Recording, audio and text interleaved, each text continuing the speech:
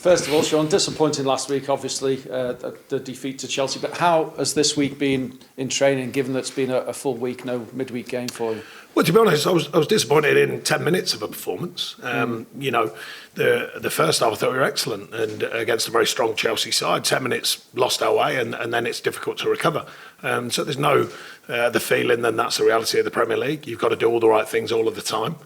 We know that, and we just came away from that for 10-minute period, which affected the game, and they capitalised on it. So, you know, over the run of 9 games, there's been a lot of positives and a lot of good performances. So we've got to make sure the players are mindful of that going into the next one. I suppose if we look at the positives and the negatives, the positive is on plus side, in the bottom 7, you've conceded the fewest number of goals. Is that the strength that you can rely on to get you away from the situation you're in? Well, it's certainly helpful. It's certainly something to build upon because we know the difficulty of scoring. All teams know the difficulty of scoring in the Premier League. It's difficult to keep clean sheets as well, by the way. But, you know, we have shown over many seasons that we know how to defend properly in this division. We know how to defend to win games. And equally, it's finding the openings to go and win games by scoring.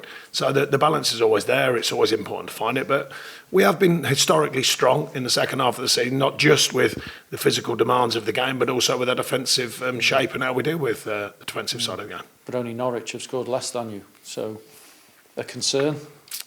It's been there all season, so you know we've been trying to work in different ways, been trying to operate in different ways. Obviously, new players, Maxwell Cornet coming in, and unfortunately having some injuries, but his effect on what we do, and Wout Weghorst as well coming in. So, you know, we hope to add to what we're doing on the attacking side of things, and I think we have over this run of games. Actually, we haven't always been clinical as we'd like, but we have been more clinical than we were early season. They're all big games, aren't they? But Brentford are still pretty much in the relegation mix. If you get the points there, that drags them back into it. Is there a bigger emphasis on these games, or is that just from us? I think it's often from the media, but we're not. You know, we know the demands of the league, and we know that the stats and facts of the league. We know that if you look outside of the top 6, that they're your windows to get wins more often than playing against the top 6, particularly away, for example. You know, we've got to fact that in, but really it's still about us playing, you know, as we have been doing the previous 7 games. We weren't far away against Leicester, a mistake for the first goal, and we're chasing the game for the second. And like I said, Chelsea was 10 poor minutes, you know, when we went miles off what we do. And that's a stark reminder. You know, you have to keep doing that. Different kind of game against Brentford, making a strong show of themselves this season, you know, sticking at it, but they've just come out of a really, really tough run. So they'll know they're not the real deal, neither are we. You know, there's lots of work to be done for them, and there's lots of work to be done for us. This is your last game now until April, with that Southampton game postponed, with them being in the FA Cup. How do you view that? It is what it is, of course, but would you have preferred to play next week, or does that depend on how you get on at the weekend? No, I think it'd be helpful to play because we have got the backlog of games compared to others. We certainly didn't want to lose another one, but there's no way it could have been changed. You know what's going on with the FA Cup for Southampton, so that's the way it is. It's the next challenge to fit them fixtures in and get on and play them. Do you look at a points target when you're at this stage of the season? It must be hard not to look at how other teams are faring, the matches they have, etc. No, it's no interest to me because I can't win or lose their games for them, you know. It can only help us do it. So no interest to me what they do. If them teams lose and we win, of course that's beneficial, but I can't make that happen, trust me. So therefore it's more important I concentrate and focus and put my energy into what we do here through my staff and the players. You don't spend time worrying about things that you can't influence, you mean, really? Well, you said it. Thank you.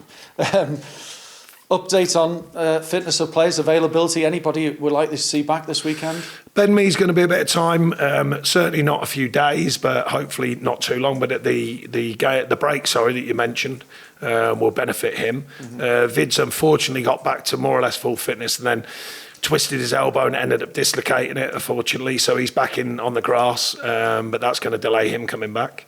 Dale Stevens only just got back in training. Missing someone there. Eric Peters, yeah, he's going to be certainly not the next week or so, but obviously the extended period to recover will help him. And Johan Gudmundsson's got a longer term one. Yeah. You know, it's going to take a number of weeks yet to even get to the point where he's back on the grass. Just the situation that's unfolded with Chelsea today, Sean. Sanctions imposed on Abramovich. No more match tickets can be sold. They're unable to buy or sell players or offer new contracts. I mean, this is a serious situation for Chelsea, but how worrying is this for football and the Premier League?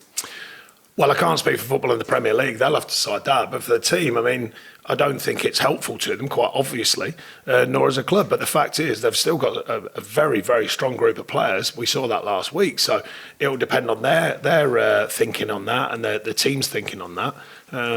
But it still suggests they've got some very good players there. And obviously, the sanctions, way above my pay grade to start talking about the whys and wherefores of that. But I think we all have a solid view of what's going on over there, and we hope that it gets sorted out very quickly.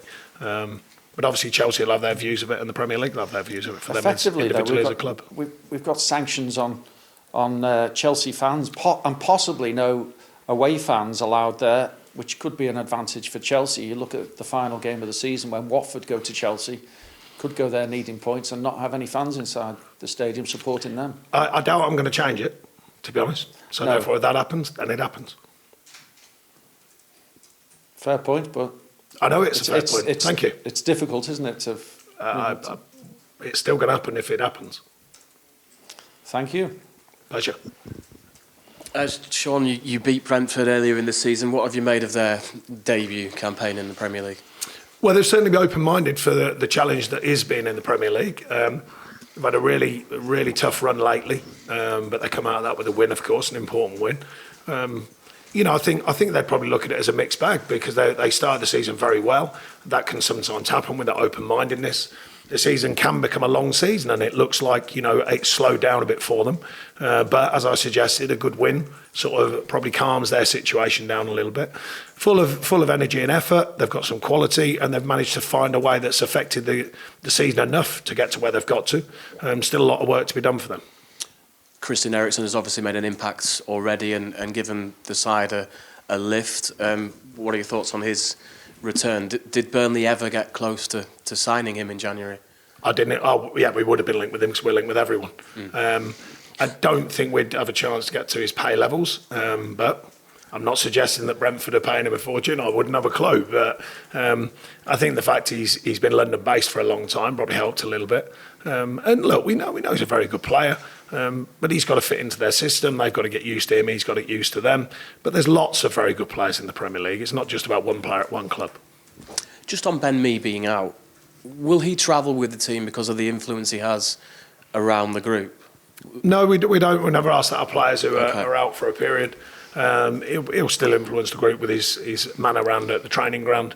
But no, we usually don't take injured players if we're going on a club trip to keep them involved, or if they're getting close to fitness. They might be going down to get some extra treatment if we had a midweek game and stuff like that. But Ben's not ready yet.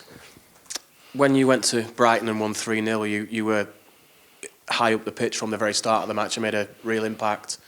That's the kind of performance you'll want again in London. That's the kind of performance we want every week, It's just that it's not that easy in the Premier League to do that. On any given day, I've always said it, no matter which team you are in the Premier League, you find your way of playing and it's effective. The idea is to be more consistent at that. We've had a run of games where we have found more consistency, and not a million miles away from the last two. Pockets of games when we haven't played well. It's important to remind ourselves when we have played well and what we do to play well. But I can assure you, we try and take all the games on, whether it's home or away. Do you think this is a six-pointer? No, it's the oldest one in the book. You can say that every week. And then, you play someone at the top, you win that. No one thought we beat Tottenham. We did. It's not a six-pointer. It's just another 3 points on the board. Just one on Max Cornet. Has he sort of found it hard to find his rhythm since he came back from the AFCON? What is his best position in the team, do you think? Well, he'd been injured before he went away. He didn't play a lot of football when he got there. He had some extended time off because of that situation, travelling and coming back. So he's still, I don't think, to full, complete Premier League fitness. And I think it's coming, and his sharpness and his understanding of the Premier League.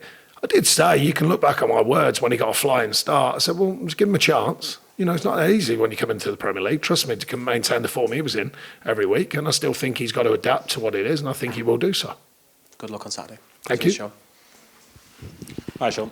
Just with Ben, is it sort of been worse than anticipated then, isn't it? Yeah, we thought it was a knock, and he got a very tiny hairline kind of situation on his fibula, which is non-weight bearing, but it's still got to be looked at. It's still got to be taken care of.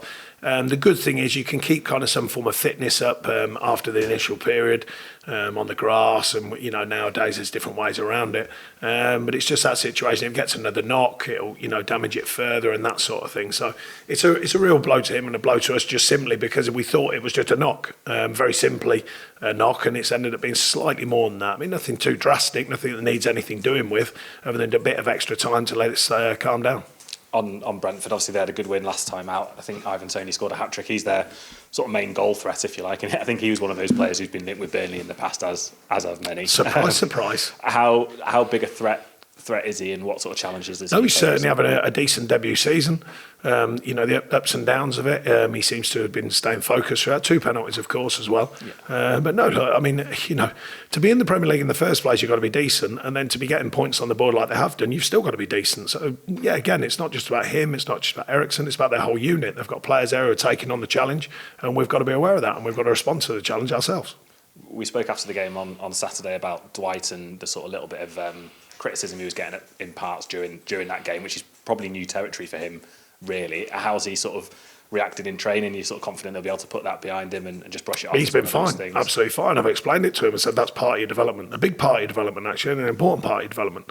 Because he's been nothing short of outstanding for us for a long time. People forget that very quickly outside of what we talk about, and sometimes you forget that, and I forget it. And he's done very, very well as a young player and played a lot of football. So I explained to him, I said, look, that's all part of your development. The bravery which he's shown after getting questioned, going and getting the ball, trying to affect the game, that's the important factor when you're a young player coming through them periods, and that shows a real strength. And that's important for his career, not just for us. We spoke to Nathan Collins earlier on, obviously played against Chelsea on Saturday. You spoke, I think, earlier about how he sort of turns up for the Premier League games, and he's always right on it. Obviously a difficult spell for him and the team on Saturday. In some ways, is that a bit of a benefit, that learning curve, and just how quickly things can turn? Yeah, I don't believe I spoke about him turning up for the Premier League games. I think I spoke of him playing really good in training. Yeah, I thought I spoke about him being really, really good in training, ready to play in the games, and I think he's shown that with his performances. And he'll only get stronger from the actual experience of going out there playing on very good defenders, especially in James Tarkowski, who's having a very strong season, and playing in front of a top keeper like Nick Pope. And that kind of triangle, if you like, is important as a centre half, because I was one. Certainly not as good as them guys, but I was one, and I know that's important, and he's developing well.